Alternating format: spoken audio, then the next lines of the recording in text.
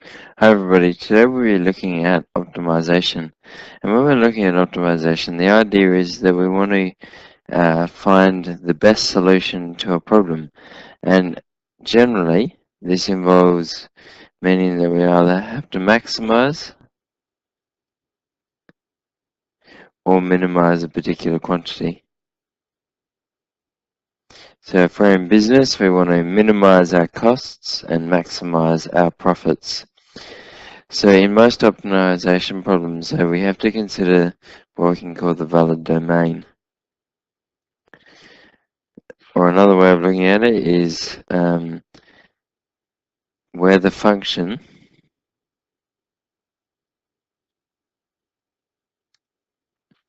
exists and makes sense.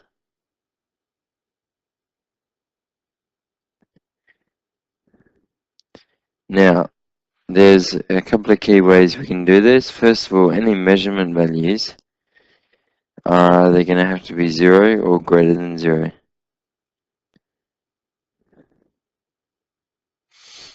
Because anything like time, length, area, volume cannot be negative. Now if we have the square root of a particular function, then that function's going to have to be greater than or equal to 0. We can't take the square root of a negative number. If we have 1 on a particular function, then that function can't equal 0, or else we get something that's undefined. If we have 1 on the square root of a function, well, it'll be the same as the square root, except we'll just exclude 0 as well. And if it's ln of a particular function, then that function is going to have to be greater than 0 as well. So the key steps that we get down to are, first of all, if we've got multiple variables, we're going to have to find a connection between them so that we can write it in terms of one variable, which is our second point. Then we can create a formula for the quantity to be maximized or minimized. Ensure we get that formula in terms of one variable, and then either use technology or calculus techniques to maximize and minimize. Now, in some cases and in some questions, you'll be asked to use calculus techniques. And so in those cases, you use your calculus, but then you go through and check with technology. And then finally, you answer the question. Okay, so there's a couple of examples, and I'm just going to set up my computer screen to do those examples. Okay, so we have the process on the left and the question on the right. So the diagram shows an open trough, and the total surface area is 27 square meters. So each side is a isosceles right angled triangle. Now, first of all, the idea of an open trough means there's no top side when we think about surface area, so that's going to be really useful to us. So really, they're getting us to find a connection between y and x. So we've got two variables, we need to find the connection between us, or between them. So then the connection is made between x and y by the surface area. Now, my shorthand for surface area is A subscript x. Now, we've got these two triangles on either end, so it's going to be a half times the base times height, so both base and height are x. And then we're going to double that. And then we've got these two sides, and they're both both is just x times y, but we've got two of them. So if this is our surface area, then 27 is equal to x squared plus 2xy. So then 27 take x squared is 2xy. So we get all of the y is 27 take x squared on 2x. Okay, and so we've got our connection between the variables, and we've got one variable in terms of the other. So we've done part 1. Whoops, I can't actually do that on this. So we've done part 1 and 2. Then we're going to create a formula for volume. So volume is the area of the end times by the length. Now the area of the end is just the area of my isosceles triangle, so half by x by x. Then we're going to multiply that by y.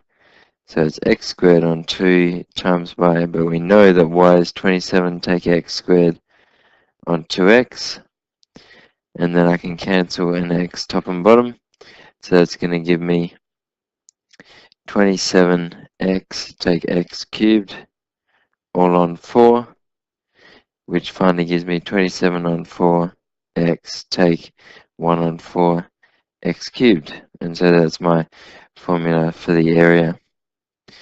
Now it actually asks us to find the valid domain, so x has to be greater than or equal to 0 as it is length, so we can't have negative length, but then also volume has to be greater than or equal to 0, which means that 27 on 4x take 1 on 4 x cubed has to be greater than or equal to 0. So then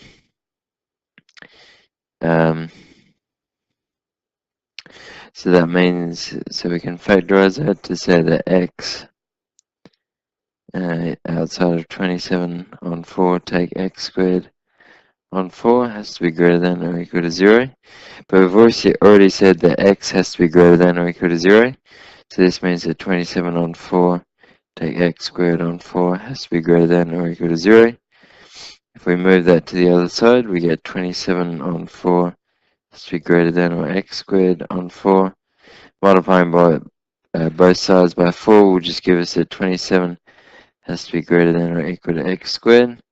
So x squared has to be less, or x has to be less than or equal to plus or minus root 27. But we've already said that x has to be greater than 0, so x has to be less than or equal to positive root 27. And so then the domain is x less than or equal to root 27, greater than or equal to 0. So that's our valid domain there. Now one way to actually check that we've got the valid domain right is actually to just graph the function. And let's just go, it doesn't really matter where we go, but if we go beyond square root of 27, which is about 5 point something, so if we go out to 6, and then we can just draw that, we can see that it starts at 0, 0, and then after what looks about square root of 27, it goes to the negatives, so that means that the volume becomes negative, which has to be excluded. So if I just use the trace function and go to the square root of 27, we see that that's where my root lies, and so that means that I've actually got my valid domain right, which is, I suppose, encouraging, you could say. Okay, alright, so if we keep going on our process, we'll use calculus techniques. So first of all, we've got v of x is 27 on 4x, take a quarter x cubed. So we need to find the derivative, which will be 27 on 4, take 3 on 4x squared.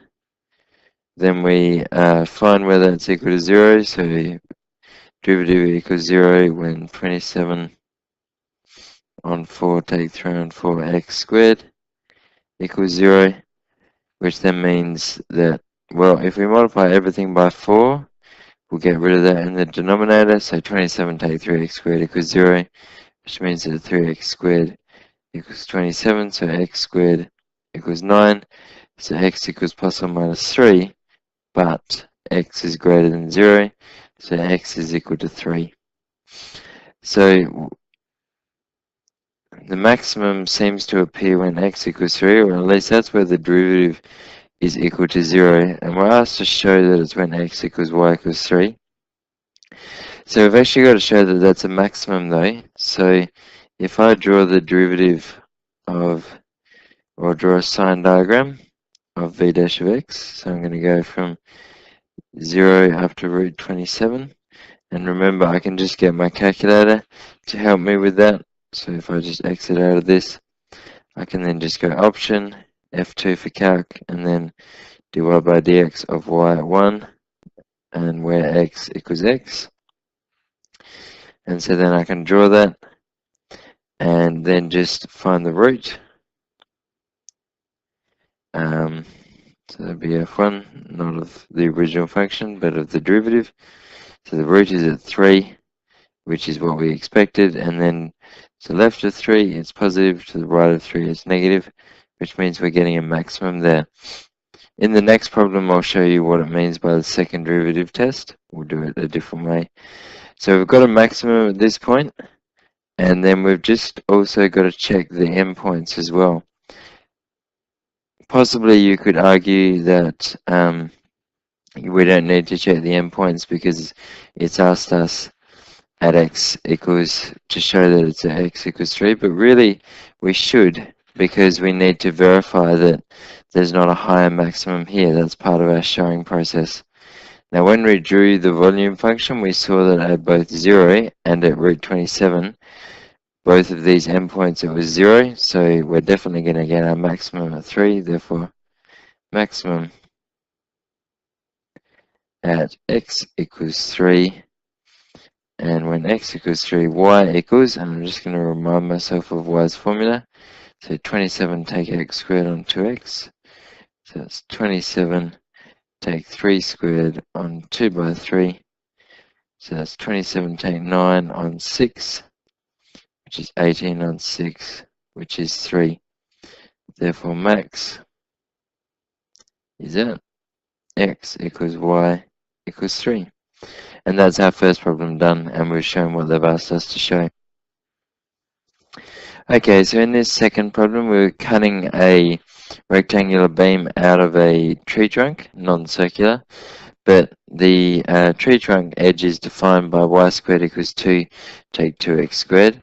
Now, if we're having a look at this, and I'm going to do this problem in blue, across here, well, from just this small point here, that's x, and then up here is y. So then if I double going across, that'll be 2x, and double where I'm going up and down, that'll be 2y. So my area is 2x times y, 2y. So a is 2x times 2y. So I've got my formula of what I want to be maximized, and then I need to get a connection between x and y. So I know that y squared is 2 take 2x squared.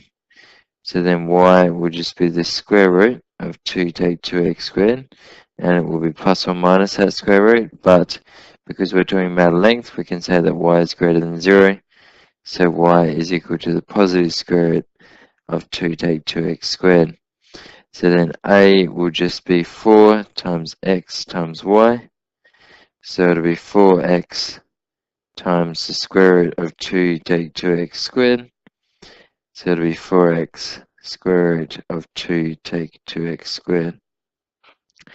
Okay, so it says hence find the maximum cross-sectional area to be cut from the tree trunk. Well, first of all, let's get a valid domain. So we can say that x is greater than or equal to 0, as it is length. And we can also say that 2 take 2x squared has to be greater than or equal to 0 as well, because it's underneath the square root. Now I'm going to get negative 2x squared is greater than or equal to minus 2. I'm going to divide both sides by minus 2. And in that case, I'm actually going to have to swap the signs. So I'm going to get x squared is less than or equal to 1. So x is less than or equal to, well, it would be plus or minus 1, but we're thinking only about x greater than 0. So when we square root, it does get a little bit complicated with the inequalities, but we're only thinking about x greater than or equal to 0. So then we can say our valid domain is x less than or equal to 1, greater than or equal to 0. And we'll just say that we've only put 1 there because of x, or anything about x greater than 0. Okay, alright, so we've got our formula for our area, and let's just check that our valid domain is right. Okay, so having entered my function, if I go to my view window, I just need to go a little way beyond 1, so I'm just going to go to 2. And then if I draw that, we can see that at 1, it goes below the x-axis, so it goes into the negatives. Okay, alright, so finding the maximum cross-sectional area. So first of all, we've got a of x, and that's 4x square root of 2 take 2x squared. So then the derivative, well, we could just go through and differentiate it. It's going to be a bit complicated to differentiate. So the idea that we can use is that a of x is maximized when a of x squared is maximized. So if the squared function is maximized, then the original function is going to be maximized at that same value of x. And so what that means is we can actually just look at ax squared, because it's a whole lot easier to work with something without a square root. So that'll be 16x squared outside of 2 take 2x squared. And so that's 32x squared take 32x to the power of 4. Okay, now we can find a derivative. So it'll be derivative of a squared by dx. And if we differentiate that, we'll get 64x take 128x cubed. And I'll just make sure. Okay, so now we look at finding the derivative when it's equal to 0. So 64x, well, I can take that out as a common factor. Outside of 1 take 2x squared equals 0 when x equals 0, or when 1 take 2x squared equals 0. And if 1 take 2x squared equals 0, then we get that x squared is equal to 1 on 2, so x is plus or minus the square root of 1 on 2, but we know that x is greater than 0, so x is just going to be the square root of 1 on 2, as x is greater than 0. Okay, alright, so we've found our two stationary points. We've actually got two in this case. And now we're going to use the second derivative test. So as it implies, we're going to find the second derivative, and we can use the squared function in this case, because where the squared function is a maximum or a minimum, the original function will be a maximum or a minimum. So the second derivative gives us, well, it's going to be 64 take 384x squared. And now when x equals 0, the second derivative equals 64. And so because it's positive, we'll get this shape. So it will be a minimum. And then when x equals the square root of 1 on 2, d2 a squared on dx squared will equal, and I'll just get that. So it equals minus 128. And because it's negative, it's concave, so we've got a maximum. So this tells us that at x equals the square root of 1 on 2, we've got a maximum. Just got to check the endpoints. A of 0, well, is just going to be 0, and a of 1 is going to be 4 by 1 times by the square root of 2 take 2 times 1 squared. So it would just be 4 outside of the square root of 0, so 0. So definitely we've got a maximum at the square root of a half, and then to find the maximum value, we've got to go back to our original function. It is no longer any use. The squared function is no longer any use to us, because now we're looking for a specific maximum value. So a of the square root of a half is going to be 4 by the square root of a half times by the square root of 2 take 2 times x squared, so it'll be 2 times a half. So it'll be 4 on the square root of 2. So 4 times the square root of a half is just 4 times 1 on root 2.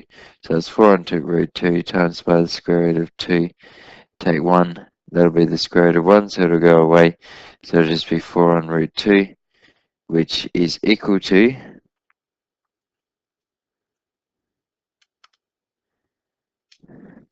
2.83. And so that's our maximum area. Okay.